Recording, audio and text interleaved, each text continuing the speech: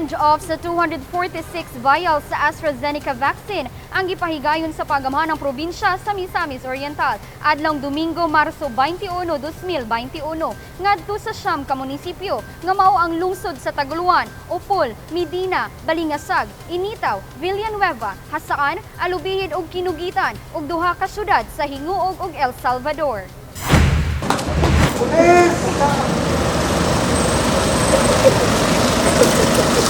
Kini nga mga vaccine vials nakataganan na nga mo-inoculate o mo-bakuna sa 2,662 frontliners lang Kuban gikan sa rural health units kon RHUs, temporary treatment monitoring facilities kon TTMFs, city health offices kon CHOs, lakip mga barangay health workers kon BHW sa nasangpit nga mga lugar.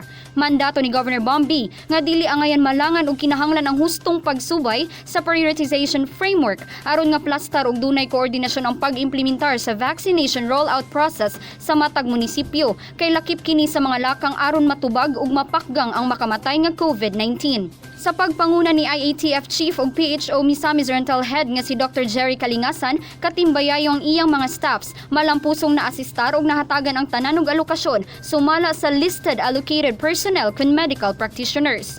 Sa maong kalihukan sab mipakita og hugot nga suporta ang tanang LGUs gumikan na sa pagpagamit sa mga ambulansya ug dunay escort nga mga personahe gamit ang mga police car sa PNP Region 10 sa matag munisipyo aron masiguro gayud nga dili malangan og luwas nga matransport ang tanang vaccine vials. Mapasalamaton ang tanang munisipyo nga nahatagan prioridad sa pagkakaron kung asa una nang gisaad ni Governor Bombi nga ang tanan dili makalimtan og matagaan sa mga bakuna. Human nga mipirma ang mga representante sa requisition and issuance slip isip pagmamatuod nga nidawat sila sa maong alokasyon. Wala na kini naglangay aron gilayon makapadayon na sa pagpabakuna ngadto sa ilang mga lungsod.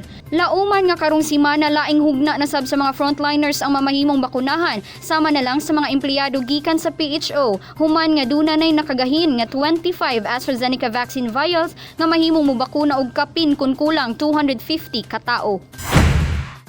Sukad pa sa sinugdanan, wala na miundang ang kagamahan ng probinsya sa Misamis Oriental sa pakigbatok sa pandemya. Ug una kanunay si Governor Bombi ug Dr. Kalingasan sa pagsiguro nga luwas ang katawhan sa lalawigan. Niining pagdangat sa mga bakuna nga maoy nakitang solusyon sa amahan sa lalawigan nga mobalik na sa normal ang tanan. Giaghat niini ang katawhan nga kung mudangat pa ang laing batch sa vaccines, dili na magduha-duha sa pagpabakuna.